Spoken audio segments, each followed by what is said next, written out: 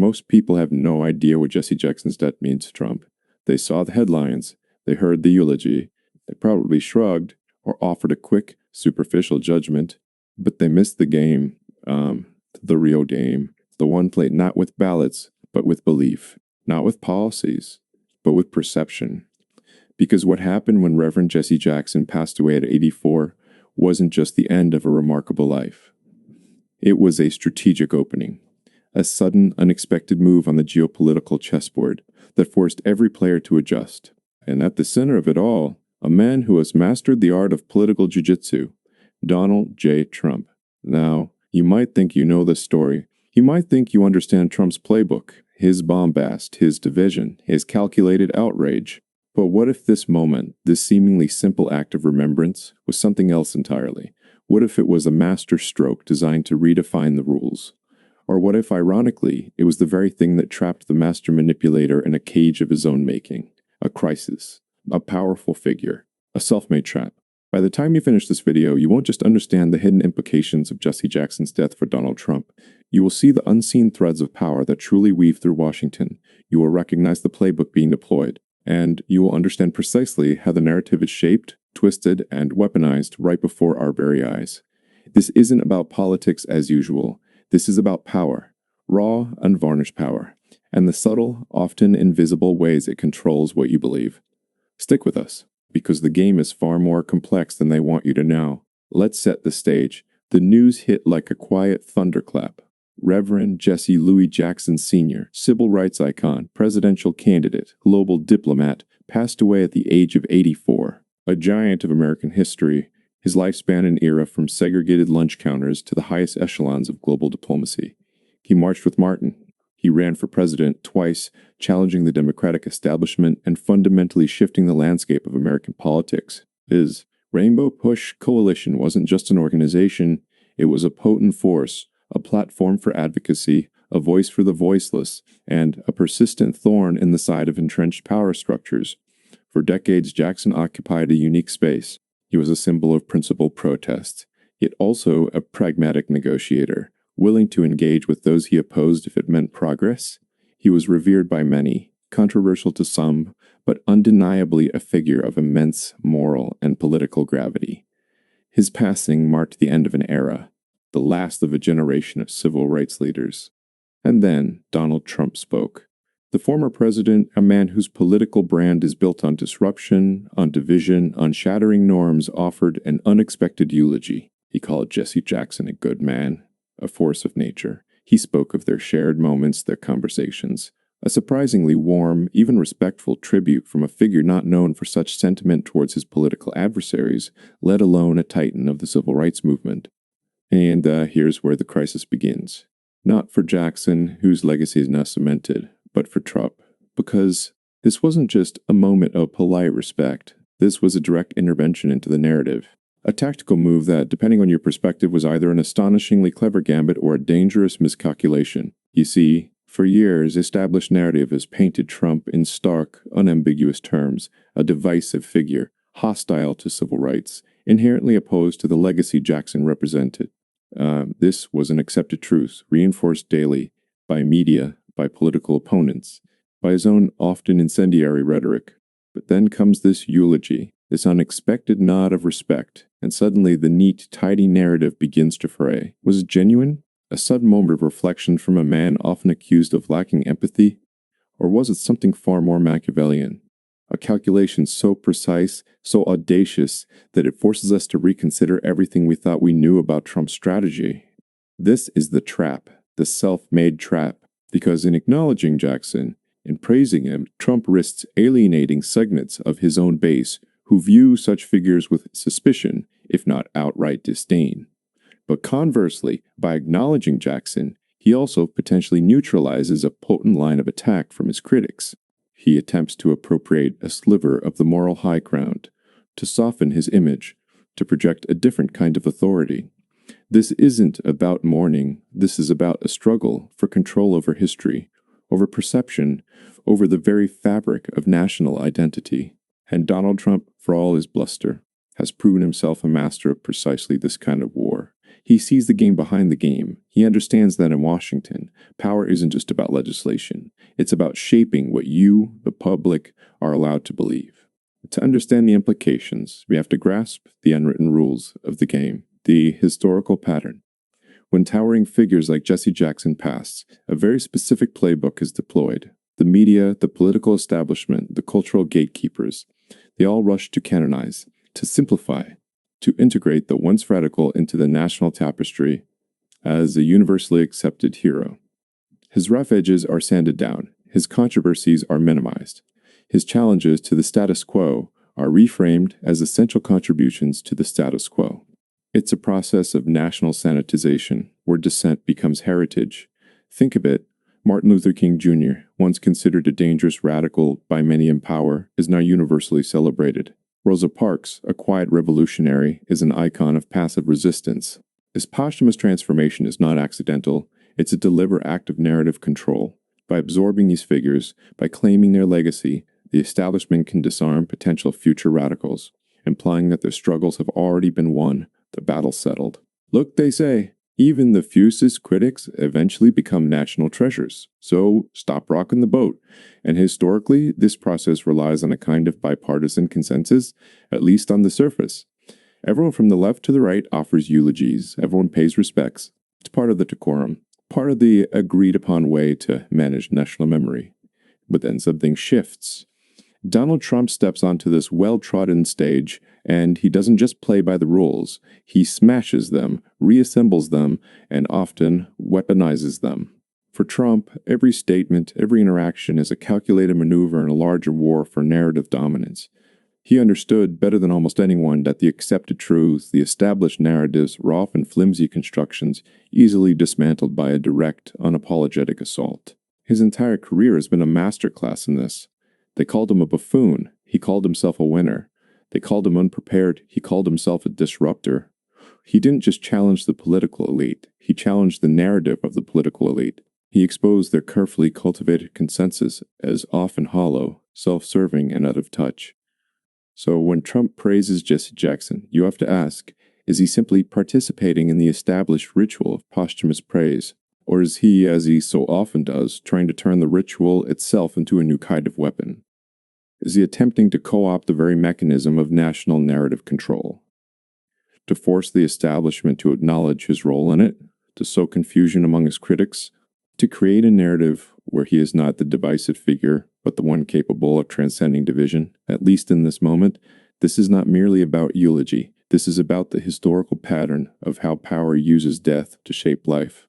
And Trump, the ultimate opportunist, sees that pattern not as a constraint, but as an opportunity, a chance to insert himself, his persona, and his agenda into a space traditionally reserved for unified, establishment-approved sentiment. It's a bold move, a deeply cynical move. But in the world of power, cynicism is often just another word for strategy. Now, let's zoom in on the strategic chessboard. What was the play here? Because with Trump, there are always layers. Never just one interpretation.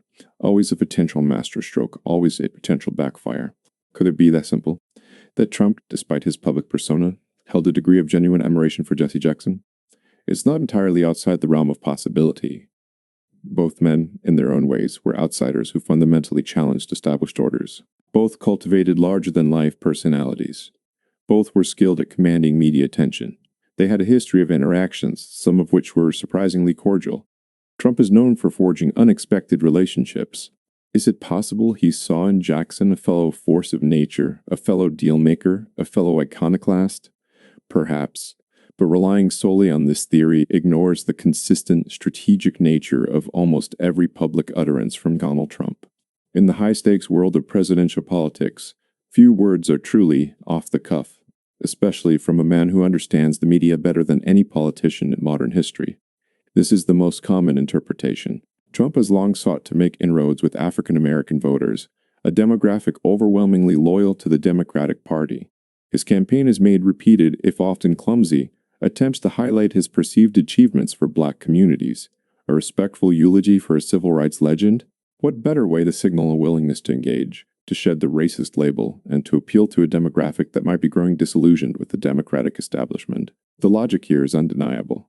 It's a low-cost, high-visibility gesture. If even a small percentage of black voters shift, it could have enormous implications in swing states.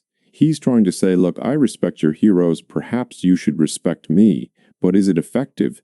This is where the trap lies. For many, Trump's past rhetoric and policies are simply too stark a contrast to Jesse Jackson's life work. A single eulogy cannot erase years of political branding. It risks being seen as cynical, as opportunistic, as a shallow attempt to exploit a moment of grief for political gain. The very voters he seeks to court might view it as an insult to Jackson's legacy, rather than an embrace. It's a move that can easily backfire, reinforcing the very criticisms it seeks to dispel. Beyond a specific demographic, Trump consistently battles against a broader negative image, the divisive, unpresidential, unstable narrative. A moment of solemn respect for a universally acknowledged figure can help chip away at that. It presents a more nuanced, more statesmanlike Trump. It's an attempt to appeal to independent voters, to suburban women, to anyone weary of constant political warfare.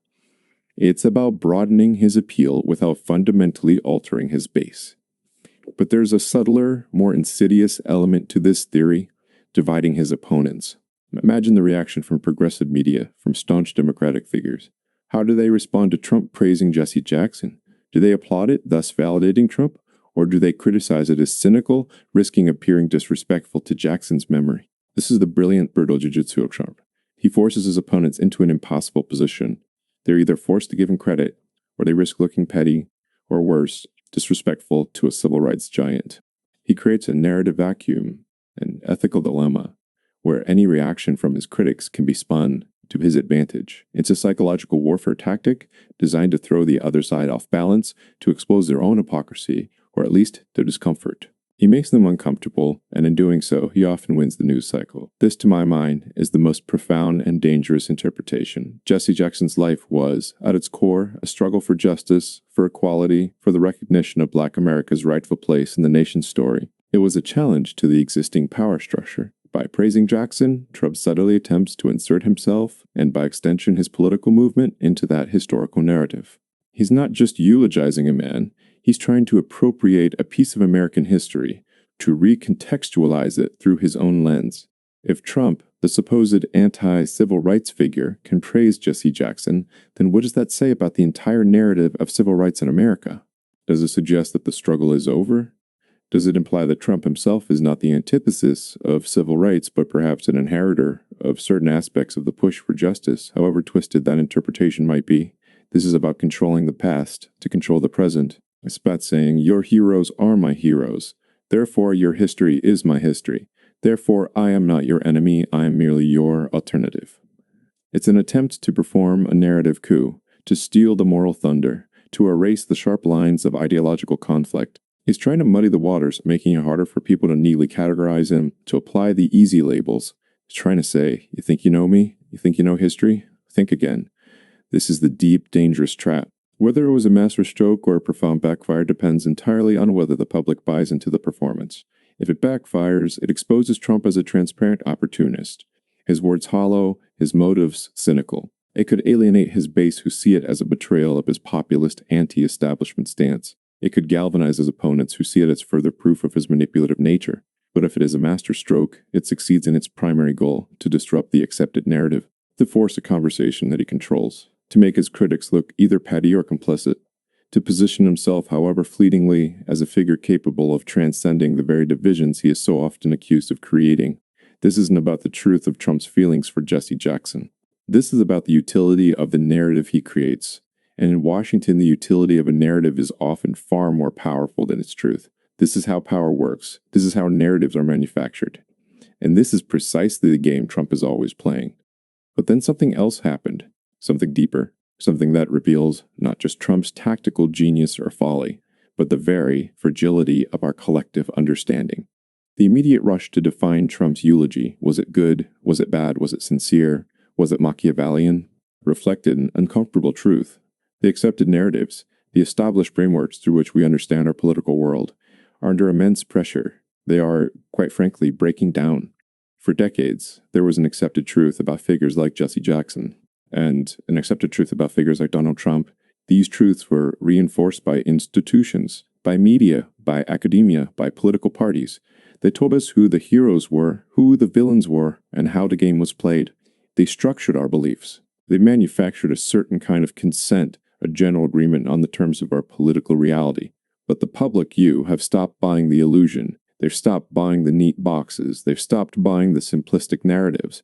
They've stopped buying the idea that political figures are always who they seem to be, or that their actions can be neatly categorized as good or bad in a binary fashion. The very act of questioning Trump's eulogy, of analyzing its layers, of debating its intent, is a testament to this profound shift. It shows that the old narratives no longer hold absolute sway. They're being scrutinized, they're being doubted.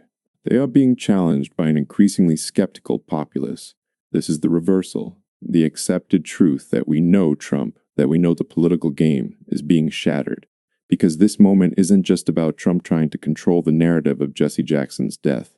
It's about the underlying realization that all narratives are contested, all history is interpreted, all power is fundamentally about controlling what people believe is true. And in that struggle, a deeper truth emerges. Power isn't just about laws or economics or military might. It is, at its most fundamental level, about the control of belief. Who gets to define reality? Who gets to write history? Whose heroes are celebrated and whose controversies are forgotten? This singular event, the death of a civil rights leader and the unexpected words of a former president, throws these questions into sharp relief. It reveals the battleground where the future of our collective understanding will be fought. And this brings us to the grand thesis. The real meaning of this moment. This isn't just about a tactical episode. It's not merely a news cycle event. It is a microcosm of a much broader, much more significant civilizational pivot. We are living in an era where the very architecture of belief is under assault.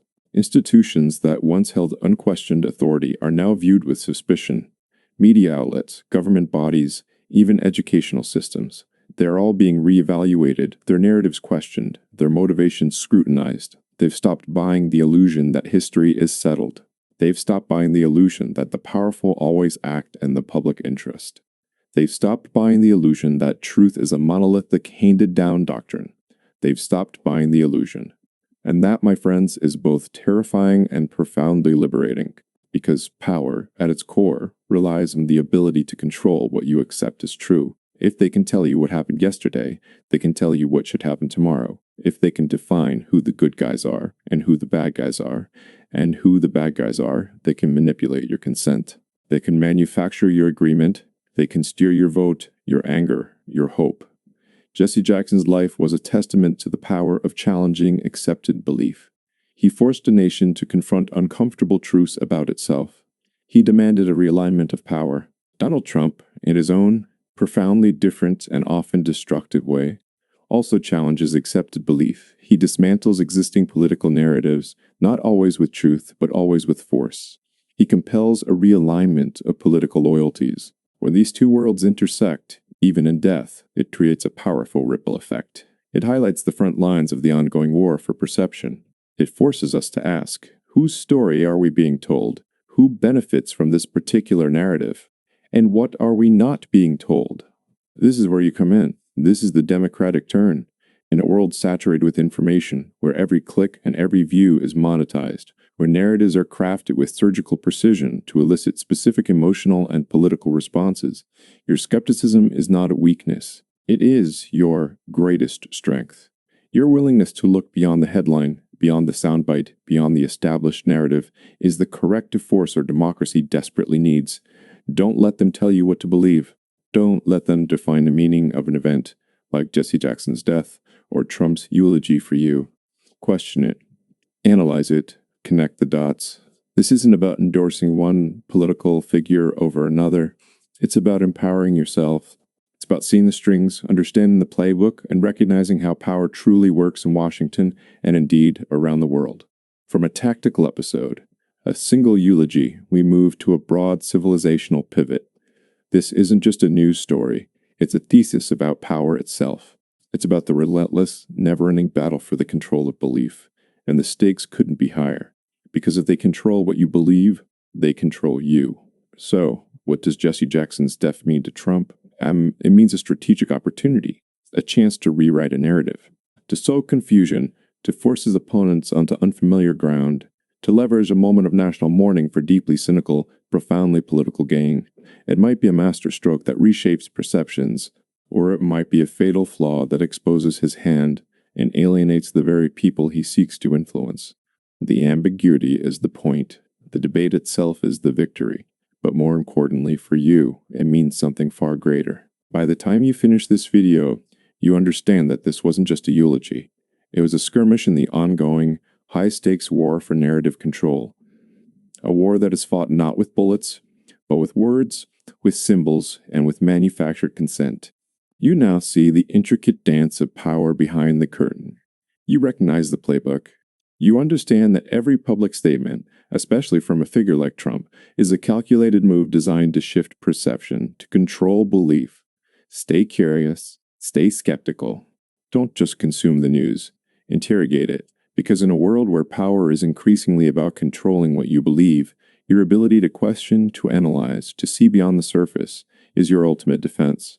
It is the very foundation of a healthy, functioning democracy. What did you think of Trump's eulogy for Jesse Jackson? Was it genuine? Was it a masterstroke or a monumental miscalculation? Drop your thoughts in the comments below. Let's keep this conversation going. Because understanding how power truly works isn't just a spectator sport. It's a vital act of civic engagement. Like this video if you found it insightful. Share it with someone who needs to see beyond the headlines. And subscribe to our channel so you don't miss our next deep dive into the hidden mechanics of power the truth is out there. And together we can find it. Thank you for watching.